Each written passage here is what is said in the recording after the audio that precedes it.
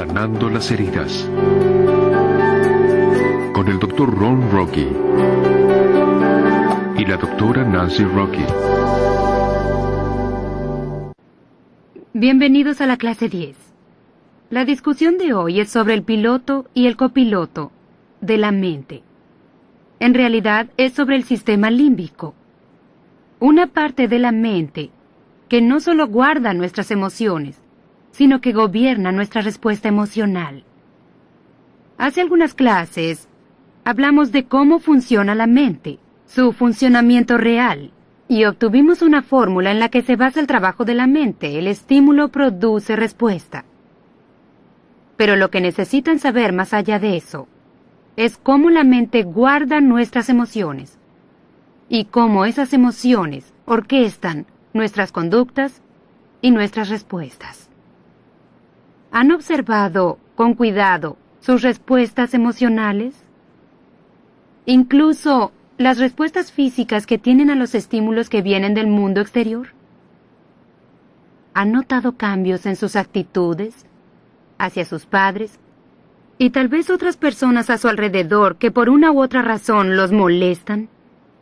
Pues hoy veremos cómo nuestras emociones suelen orquestar nuestra respuesta emocional. Veremos el sistema límbico. Primero veremos las tres partes principales del cerebro. Hablaremos sobre la amígdala, el tálamo y el neocórtex. El tálamo es el lugar principal a donde se dirige la información, y es como si gobernara a dónde se dirige casi toda la información. Veremos uno sano primero y luego uno disfuncional. Cuando el estímulo entra por uno de los sentidos, se dirige al tálamo y casi toda la información sigue hacia el neocórtex. Y mientras esa información viaja hacia el neocórtex, algo de esa información, una pequeña porción, se dirige de inmediato a la amígdala, con el fin de correr o luchar. ¿Es esta una circunstancia que necesita convertirse en una situación crítica? ¿Necesito salir de aquí? ¿O necesito luchar y seguir adelante? Entonces, ¿qué es lo que dice sobre la amígdala? ¿Qué es qué cosa? Te lo explicaré simplemente. Es como una central de emergencias, si llaman al número de emergencias en casi todas las ciudades del país.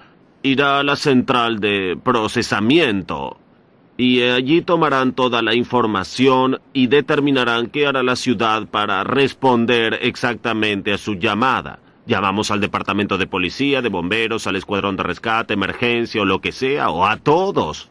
Y lo mismo ocurre con la amígdala. La amígdala es esa central de procesamiento, y cuando algo de esa información va hasta la amígdala, el cuerpo toma una decisión. En realidad es la amígdala la que toma la decisión. Llamamos a emergencias, alertamos a todo el cuerpo o no lo hacemos. En otras palabras, llamamos a la adrenalina y otros químicos para que preparen el cuerpo para una emergencia. En muchas instancias no sucede.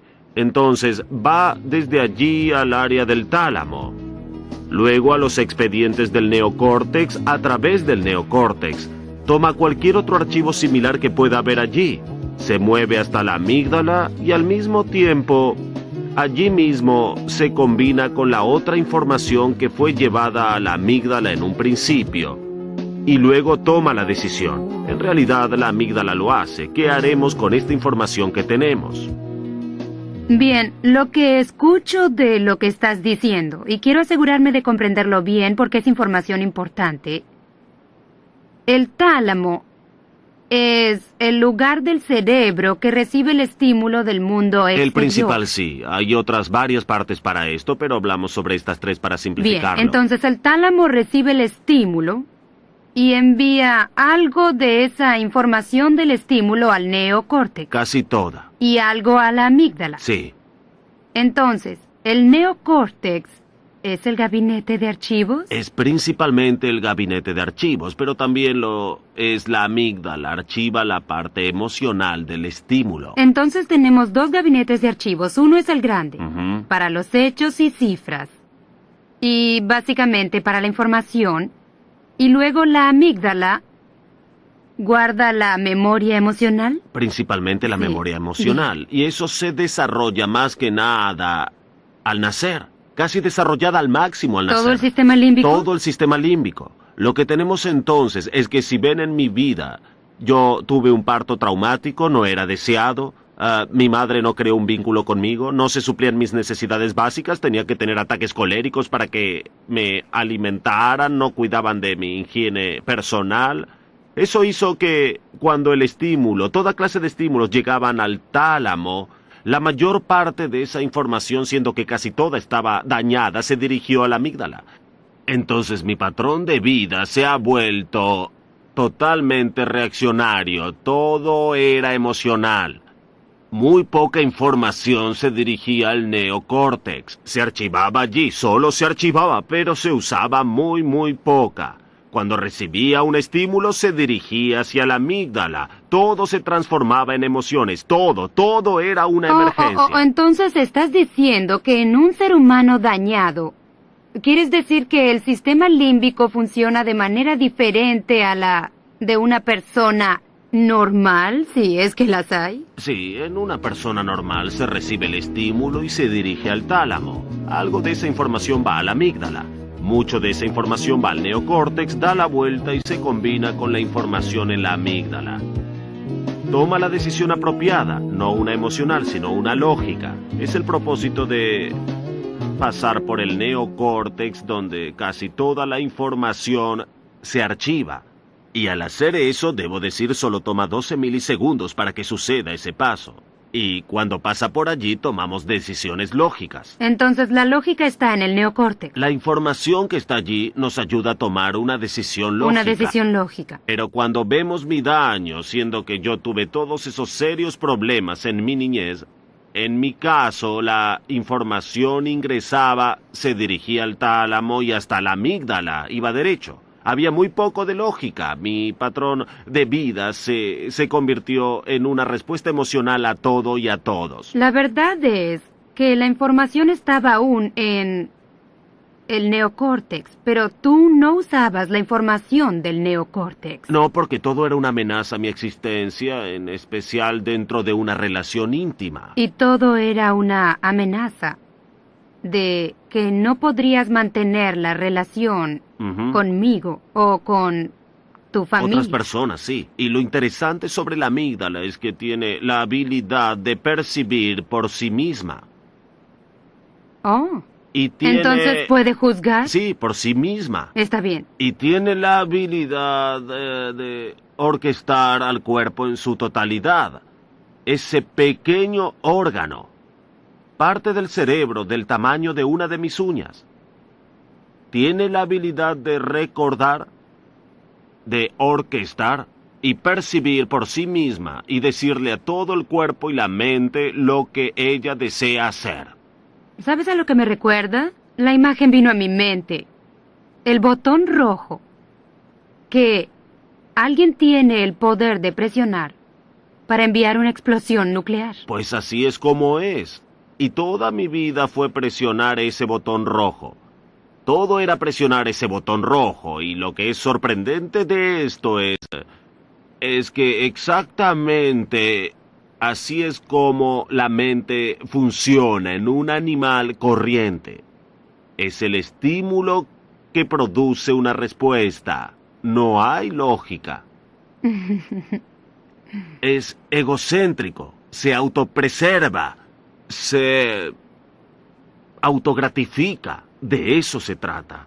La lógica, cuando comenzamos el proceso de totalidad, y esto es lo que yo experimenté, cuando comencé el proceso sucedió que yo podía usar cada vez más y más la lógica. Pero si no tengo la información correcta en el neocórtex, yo no puedo tomar las decisiones correctas. Mis decisiones aún son ilógicas, son emocionales. Cuanto más comprendo sobre la vida en general y cómo funciona mi mente y mi trabajo, y cómo yo trabajo por mis comienzos, puedo tomar decisiones lógicas en lugar de emocionales. Entonces, ¿hay algún momento en tu vida aun cuando has recibido toda esta información, en que tienes la tendencia a revertir el antiguo patrón para que el estímulo vaya directamente a la amígdala en lugar de utilizar la lógica? Por supuesto, me alegra que lo preguntaras. ¿Cuándo sucede? Cuando hay tentación, recordemos aquella ley, la oirán mucho durante todo el seminario. Con cada periodo de agotamiento hay un periodo correspondiente de depresión que afecta a nuestro punto más débil. Entonces, cuando estoy cansado, la mente funciona para poder sobrevivir. Cuando estoy cansado, la tendencia es que el estímulo entre y allí se dirija directo a la amígdala. Y conozco mis debilidades ahora porque las he estudiado con cuidado. Y sé bien lo que me provocará, qué clase de circunstancias, qué clase de extremo agotamiento, lo que sea exactamente que cause depresión. Pero la depresión para mí es cólera. La depresión para ti es pobre de mí. Sí, lágrimas y retraimiento. Lágrimas, sí. Y sé lo que provoca eso en mí ahora. Entonces ya sé que estoy predispuesto a que eso suceda bajo ciertas circunstancias. Entonces cuando viene y llega a la emoción, no suelo reaccionar en muchos casos. Me permito otros 12 milisegundos para que surja la lógica y para poner esa información junto con la emoción y tener una respuesta apropiada para el incidente que ha tenido lugar. ¿Sabes qué solían decirnos? En lugar de reaccionar, respondan contando hasta 10 primero, antes de explotar. Y yo solía pensar, qué ejercicio tan tonto. Pero si lo que estás diciendo es cierto y sé que lo es, entonces contar hasta 10 tal vez no es mala idea. Pues sí, tienes la lógica correcta. La información en el neocórtex. De otra manera, yo intentaba contar hasta 10. Y en ese tiempo pensaba en otras 10 cosas para hacerlo más desastroso, más explosivo. Y me enfadaba mucho más.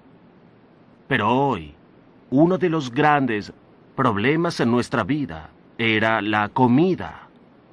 Cuando tú no tenías la comida en la mesa. Recuerdo hace muchos años cuando acordamos que tendrías la comida en la mesa a las 6 en punto. Oh, sí, eso fue hace muchos años. Y si no estaba,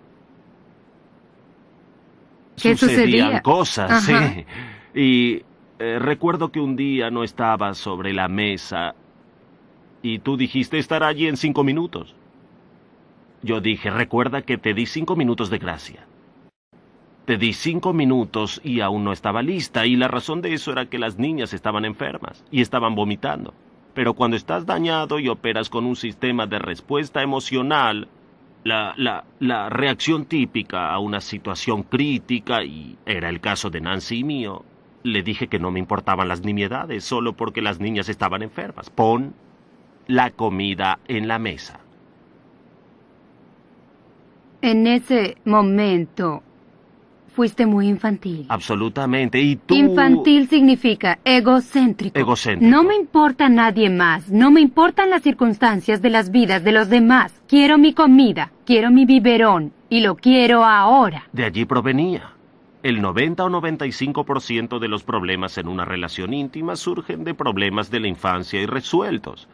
Y sucedía que no podía servirla por las niñas y te di los 5 minutos y yo me marché y fui a un restaurante. Subí al auto y fui a un restaurante. Muchas personas dicen, debes estar loco. ¿No te das cuenta que te toma tiempo subir al auto, ir al restaurante, llegar allí, entrar al restaurante, sentarte, viene la mesera, demoras al menos 20 o 30 minutos en comer?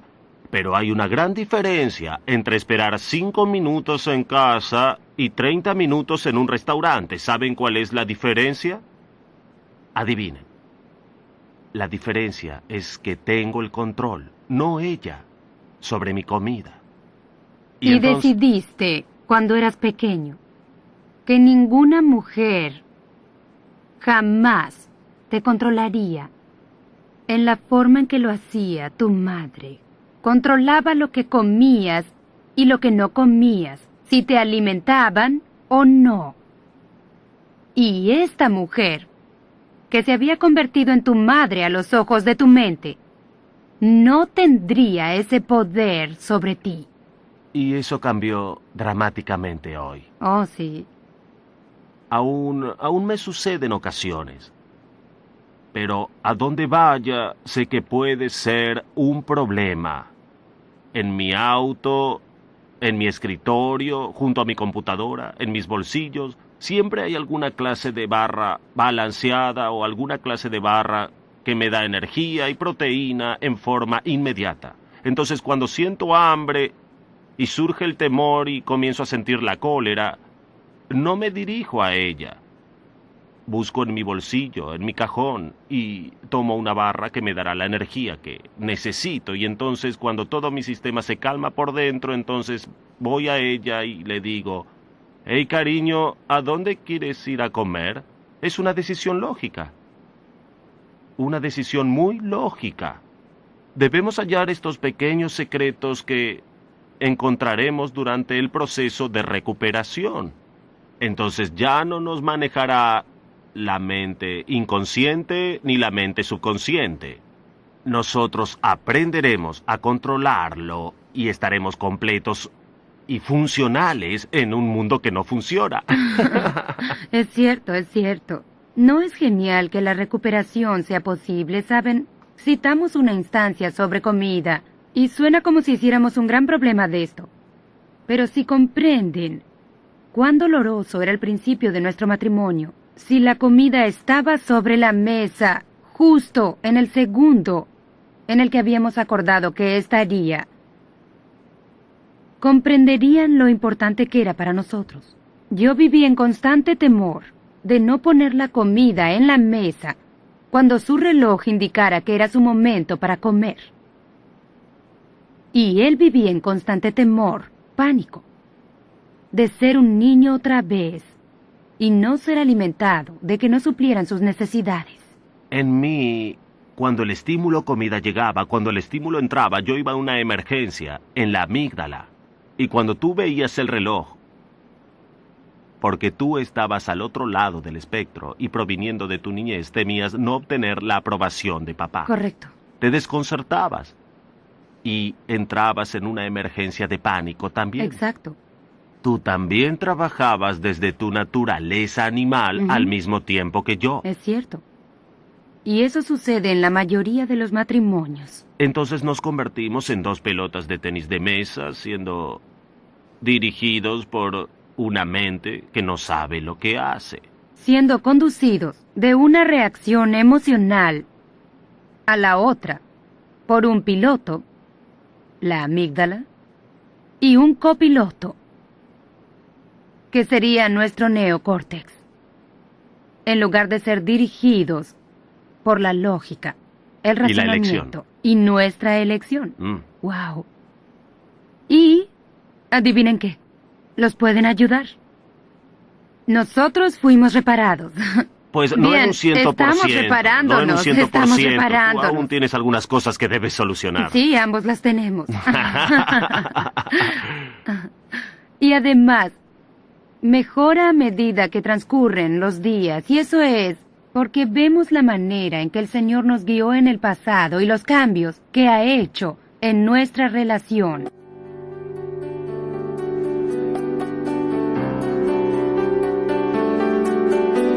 Sanando las heridas. Con el Dr. Ron Rocky y la doctora Nancy Rocky.